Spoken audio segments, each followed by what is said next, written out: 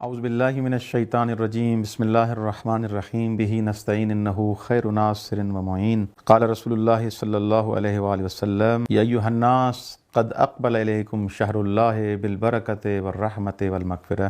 یہ ماہ مغفرت ہے، مغفرت کا مہینہ ہے۔ رسول خدا صلی اللہ علیہ وآلہ وسلم سے روایت ہے کہ حضرت نے فرمایا کہ رجب شہر اللہ الاسم یصب اللہ فیہ الرحمہ علی عبادہ۔ ماہ رجب ایسا مہینہ ہے جس میں بندگان خدا پر، کیونکہ یہ شہر اسم ہے، اس مہینے میں بندوں پر رحمت اور برکت انڈیل دی جاتی ہے۔ وشہر شعبان تنشعب فیہ الخیرات، اور ماہ شعبان ایسا مہینہ ہے جس میں خیرات اور برکتیں پھیل جاتی ہیں۔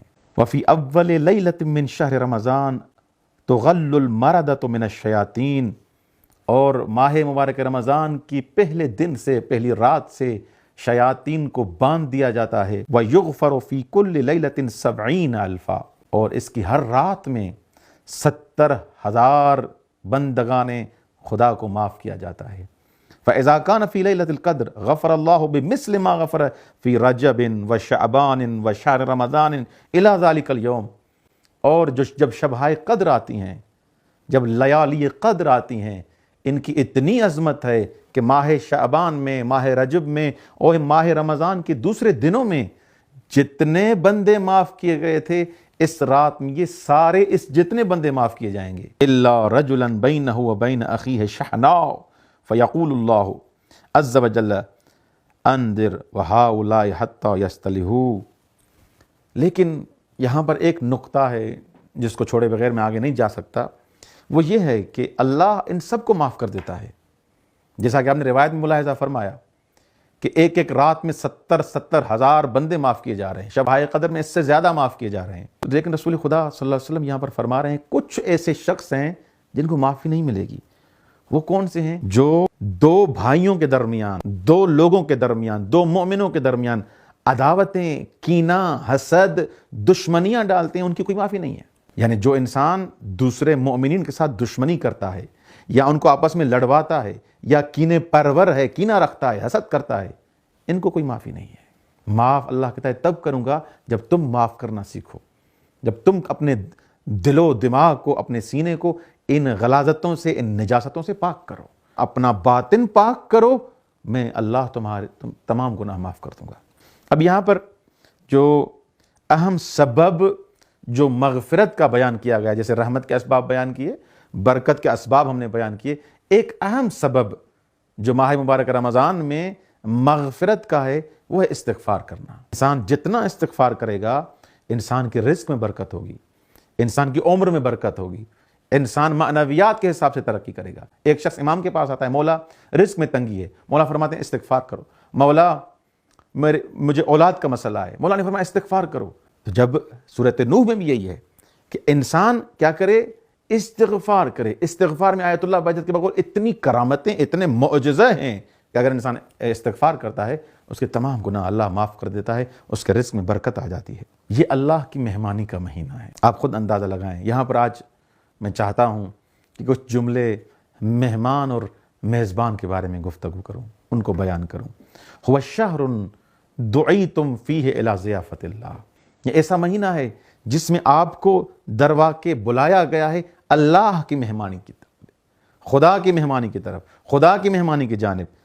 وجعلتم فیہ من اہل کرامت اللہ انفاسکم فیہ تسبیح، اس میں اللہ تبارک و تعالیٰ نے آپ کو اہل فضل و اہل کرامت بنا دیا ہے۔ اس مہینے میں تمہاری سانسوں کو تسبیح قرار دیا گیا ہے، تمہاری نیند کو عبادت قرار دیا گیا ہے، اور اعمال کو قبول شدہ قرار دیا گیا ہے۔ وَدُعَاؤُكُمْ فِيهِ مُسْتَجَاب، اس مہینے میں اتنا اللہ کا فضل و کرم ہے، اس مہینے میں دعا کے چانس قبول ہونے کے زیادہ ہیں، آپ کی دعائیں قبول ہیں۔ اس ماہ مبارک رمضان میں اللہ نے یہ فرمایا کہ میں میزبان ہوں اور آپ مہمان۔ اس سے بہترین میزبان کون سا؟ کیونکہ خدا میزبان ہے، آپ مہمان ہیں۔ اچھا، یہاں پر میں تھوڑا میزبان اور مہمان کے بارے میں گفتگو کروں گا، اب بات آ بھی گئی ہے۔ دیکھیں، میزبان کے کچھ وظائف ہوتے ہیں، کچھ ذمہ داریاں ہوتی ہیں۔ میں 5-6 بیان کرتا ہوں کہ کوشش کرے کہ مہمان کی اچھی خدمت کرے، اس کے ذوق کے مطابق کھانا تیار کرے، البتہ اس کی جتنی استطاعت ہے، اگر اس کو شوگر پیشنٹ ہے، بلڈ پریشر ہے یا کچھ چیزیں اس کو پسند نہیں ہیں، کم از کم اس سے پوچھے کہ آپ یہ چیز کھائیں گے، تاکہ اس کے لیے وہ چیز تیار کروائے۔ اذا دعوتہ فتکلف لہ، خاص کر کے اگر آپ نے اس کو دعوت دی ہے، ایک دفعہ ایسے آ جاتا ہے مہمان تو اور بات ہے، لیکن اذا دعوتہ، اگر اس کو آپ نے دعوت دی ہے، بلایا ہے، فتکلف لہ، زحمت کرو کچھ، وہاں پھر یہ جھگاڑ نہ چلاؤ کہ بس جو آیا گھر میں دے دیا، نہیں، وہاں زحمت کرو۔ اور جتنا ہو سکے، کچھ افراد 12، 1، 2 ہو جاتے ہیں رات کے، کھانا نہیں ملتا، کبھی یہ پروگرام کر رہے ہیں، کبھی وہ پروگرام کر رہے ہیں، کبھی وہ آ جائے، جتنا ہو سکے جلدی کھانا پیش کیا جائے۔ اگر کوئی اچانک مہمان آ جائے آپ کے گھر میں، آپ اس سے یہ نہ پوچھیں کہ کھانا کھائیں گے یا کھانا نہیں کھائیں گے، بلکہ آپ اس کے سامنے اگر کھانے کا ٹائم ہے کھانا پیش کر دیں۔ اگر وہ بھوکا ہوگا، اس کو ضرورت ہوگی، کھا لے گا، وگرنہ وہ تعارف کرے گا، وہ کہے گا کہ میں نہیں کھاؤں گا، کیونکہ بلا کر بن بلایا ایسے پہنچ گیا ہے۔ اور دوسری بات یہ ہے کہ میزبان کو چاہیے مہمان کے ساتھ کھانا کھائے، یہ ادب ہے سفرے کا، ادب ہے دسترخوان کا۔ اور اسی طرح مہمان میں اگر کھانا کھاتے وقت اگر کوئی عیب نظر آئے، لقمہ چباتے وقت انداز میں کوئی ایسا عیب اس میں نظر آ رہا ہے، وہ اس کو تانا نہ دے، یہ کیا نہ کرے، وہ تمہارا مہمان ہے۔ اور مہمان کے سامنے اگر کوئی مہمان آ جائے تو انسان اس کے ساتھ اقتصادی مسائل پیش کر دے، آج غربت ہے، مرغی مہنگی ہو گئی ہے، مچھلی مہنگی ہو گئی ہے، آج کل دودھ مہنگا ہو گیا ہے، کیا کر رہے ہو تم؟ مہمان کے سامنے یہ چیزیں پیش کر رہے ہو، یعنی کیا؟ یعنی مہمان جلدی بس یا تو کھانے سے جلدی ہاتھ اٹھا لے، وہ نہ کھائے، یعنی آپ اس کو تنگ کر رہے ہیں۔ یہ سیدھی سی بات ہے، مشکلات اس ٹائم بیان کرنے کا کیا مقصد ہے آپ کو؟ اور انسان مہمان اگر گھر میں آئے اس سے پہلے نہ سوئے، سائیں قبلہ پہلے سو گئے پھر آپ بعد میں سوئیے گا، کوشش کرے، ہاں مریض ہے انسان، پیرسن ہے، تھکا ہوا ہے، کوئی اور مشکل ہے، اور بات ہے آپ پہلے سو جائیں، اس کو کسی ذمہ دار کے حوالے کر دیں۔ اور اس کے سامنے بیوی بچے اپنے شاگردوں پر غصہ نہ کرے، اوئے یہ کیا، وہ غصہ کر رہے ہو تو وہ نکل جائے گا آپ کے گھر سے، وہ سمجھے گا کہ میری وجہ سے آپ یہ غصہ کر رہے ہیں۔ اچھا، اسی طرح مہمان کے بھی کچھ وظائف ہیں، ان کی بھی کچھ ذمہ داریاں ہیں، میزبان کی جیسے ذمہ داریاں ہیں ایسے مہمان کی کچھ ذمہ داریاں ہیں۔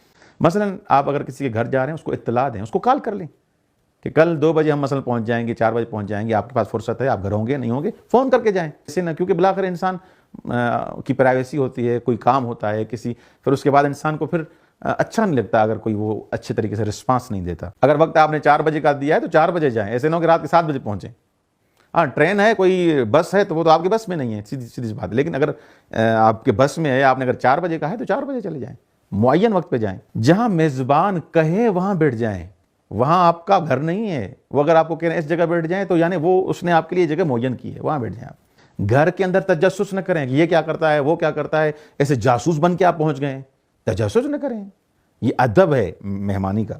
اور میزبان سے بیجا تقاضا نہ کریں کہ مجھے یہ چاہیے، مجھے وہ چاہیے، الٹے سیدھے جو ہے تقاضے کر رہے ہیں، نہیں، ڈیمانڈ ہی نہ کریں آپ ان سے، شاید اس کی استطاعت میں نہ ہو، شاید وہ نہ کر پائے۔ اور اسی طرح جو بھی میزبان اس کو دے اس کو کھا لے، نخرے نہ کرے انسان۔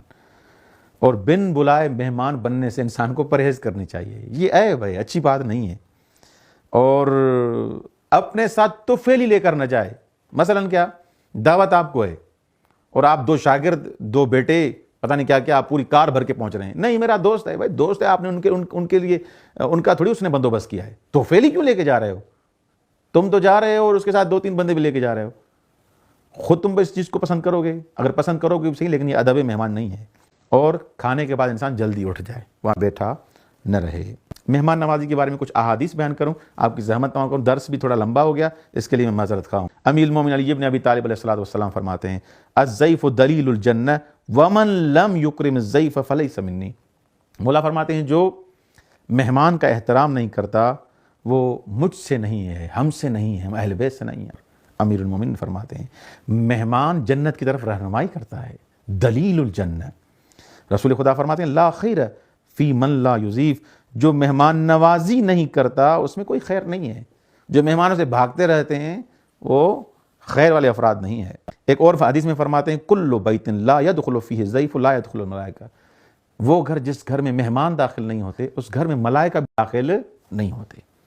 امیر المومنین کا آخری فرمان اور التماس دعا، اکرم ضیفک وان کان حقیرا، مہمان کی عزت کرو، چاہے وہ پست فطرت ہو، برا ہو، کیسا ہو، مہمان کی عزت کرو، مہمان کا احترام کرو۔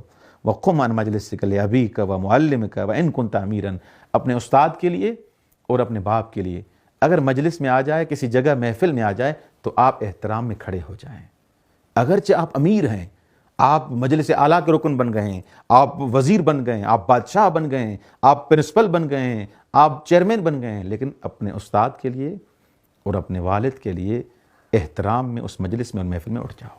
خدا منان سے دعا ہے کہ ہمیں ان عظیم فرامین پر عمل کرنے کی توفیق عنایت فرمائے۔ والسلام علیکم ورحمۃ اللہ وبرکاتہ۔